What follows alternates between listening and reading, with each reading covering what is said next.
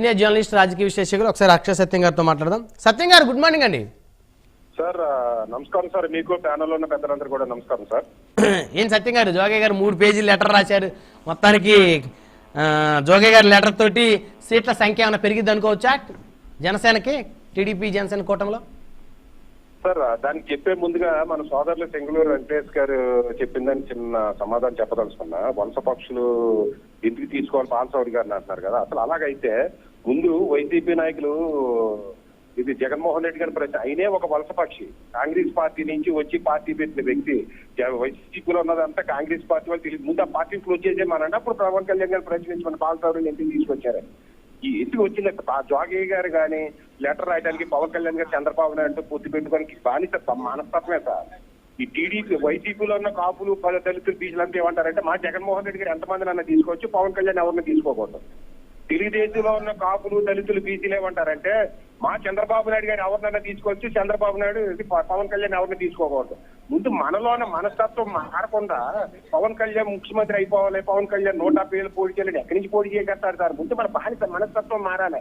జగన్మోహన్ రెడ్డి ఎంతమంది నన్ను తీసుకోవచ్చా, చంద్రబాబు నాయుడు ఎంతమంది నన్ను తీసుకోవచ్చా, బీజేపీ ఎంతమందిని తీసుకోవచ్చా, కాంగ్రెస్ ఎంతమందిని తీసుకో, పవన్ కళ్యాణ్ మాత్రం చేతులు కట్టుకుని మూసుకుని కూర్చోవాలి, 150 స్థానాలు పోటీ చేసేయాలి, మళ్ళీ జగన్మోహన్ రెడ్డి సీఎం అయిపోవాలి. ఏంటి సార్ ఈ భావజాలం?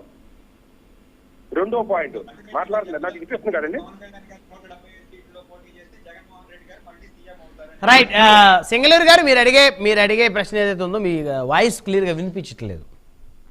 చెప్పిన తర్వాత పవన్ కళ్యాణ్ గారు 175 సీట్లలో పోటీ చేస్తే మళ్ళీ జగన్మోహన్ రెడ్డి గారు సీఎం అయ్యే అవకాశం ఉందని చెప్పేసి అక్షర్ సత్యం గారు చెప్పదలుచుకున్నారా అంటున్నా. ఖచ్చితంగా ఓట్లు చీలిపోయి జగన్మోహన్ రెడ్డి గారికి ప్లస్ అవుతుంది, అందులో డౌట్ ఏముంది? వైసీపీలో ఉన్న కొంతమంది నాయకులు, ఏ నాయకులైతే కమ్మోళ్ళకి బానిసత్వం చేయకూడదు, కమ్మోళ్ళకి దాచోహం చేయకూడదు, చంద్రబాబు నాయుడు పలకీలు మోసుకోవద్దు అని అన్న వాళ్ళే మీరు జగన్మోహన్ రెడ్డి గారు పలకీలు మోస్తుంటే ఎక్కడి నుంచి వచ్చేస్తారు మార్పు అంటున్నా. మార్పు రావాలంటే మార్పు అనేది ఒక్కరితో వచ్చేది కాదు, అందరూ పవన్ కళ్యాణ్ తోట, చిరంజీవి గారితో, ముద్రగడ పద్మావతితో, చెంగులూరు వెంకటేష్ గారు, అక్షరదచ్చు అందరూ అనగారిన వర్గాలందరూ కలిసి పలకీలు మనం మోసుకుంటారని భావం వచ్చిన రోజు మార్పు వస్తాడు. కానీ పవన్ కళ్యాణ్ చేతులు కట్టు కూర్చోవాలి, 170 స్థానాలు చెప్పి లేనట్టు పోటీ చేయించాలి, నేను జగన్మోహన్ రెడ్డి గారు వెనకాల ఉంటాను మీరని, నేను చంద్రబాబు నాయుడు వెనకాల నేనంటే ఎక్కడి నుంచి వచ్చేస్తా సార్? పవన్ కళ్యాణ్ పొట్టే పెట్టుకోవాలి తప్పదు. రెండోది జోగి గారి లెటర్ గురించి వద్దాం సార్. ఇక్కడ ప్రధానమైన వ్యత్యాసం గమనించాలి. జోగి గారు చెప్పినా నేను చెప్పినా లేదా మరి నేను చెప్పినా కులాన్ని చెప్పినా సార్, జోగి గారు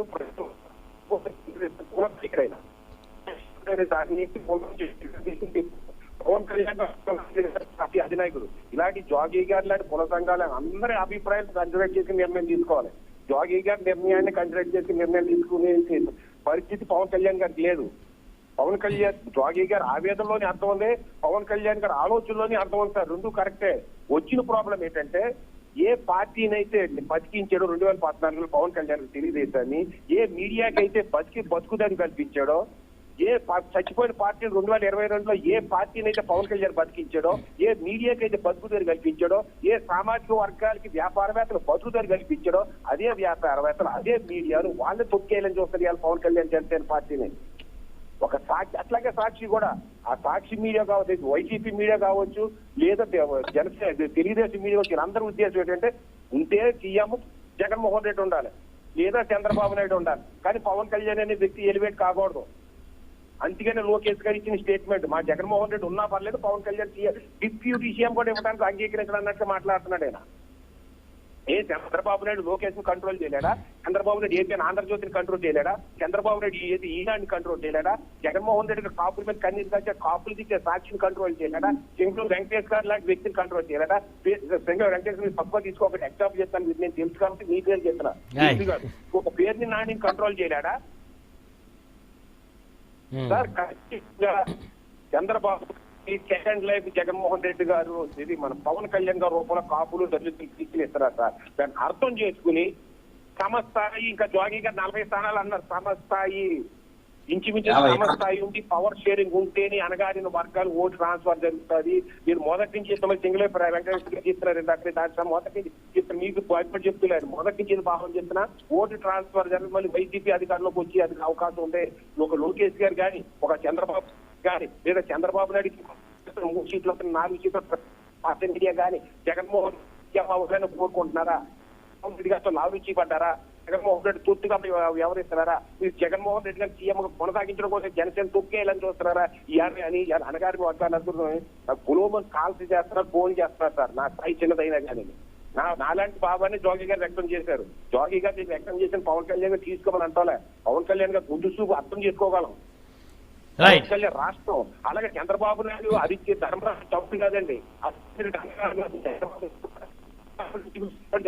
జగన్మోహన్ రెడ్డి గారితో కంపేర్ చేస్తే చంద్రబాబు నాయుడు గారి పరిపాలన మంచిది బాగుంటుంది. కాబట్టి మన పరిస్థితులు, మన పార్టీ ఎదగాలంటే మనకు అవసరం కాబట్టి గత్యంతరం లేని పరిస్థితులు పూర్తి పెట్టుకుంటున్నాం. కానీ మనల్ని చంపేసి, మన పార్టీని చంపేసి, మనకు మద్దతు ఇస్తున్న వర్గాల భావజాలను చంపేసి, ఆశయాలను చంపేసి చంద్రబాబు నాయుడు సీఎం చేయడానికి పూర్తి పెట్టుకున్నామనే ఇంప్రెషన్ ఇవ్వడం పవన్ కళ్యాణ్ గారికి మంచిది కాదు, జనసేన పార్టీకి మంచిది. కర్మ అంత ఎక్కడి నుంచి వచ్చిందంటే పవన్ కళ్యాణ్ గారు ఒకరు 2 వ్యక్తులు నమ్ముకున్నారు. అక్షర సత్యం అటో లేదా ఇంకొకరు ఎవరు చేసిన అది పేర్లు మార్చండి. ఆ నమ్ముకున్న వ్యక్తులు నాశనం చేసి బాధించారు జనసేన పార్టీని. అది కరెక్ట్ చేసుకోవడానికి ఈ రోజుకి ఆయన కరెక్ట్ చేసుకోలేరు. తప్పదు. పొత్తులతో వెళ్లాల్సిందే. పొత్తుల ద్వారా జనసేన పార్టీ ద్వారా అధికారం సాధించగలం. ఆ త్యాగాలకి ఈ అనగారిన వర్గాలు జోగి గారి లాంటి కూడా అర్థం చేసుకోవాలి. పవన్ కళ్యాణ్ జోగి గారు చెప్తే ఆవేదన కూడా పవన్ కళ్యాణ్ గారు అర్థం చేసుకోవాలి. జోగి గారి వ్యక్తిగత ఆవేదన కాదు, వర్గాలు కోరుకున్న ఆవేదన పవన్ కళ్యాణ్ గారు అర్థం చేసుకోవాలి. రైట్. చంద్ర శ్రీనివాస్ గారు.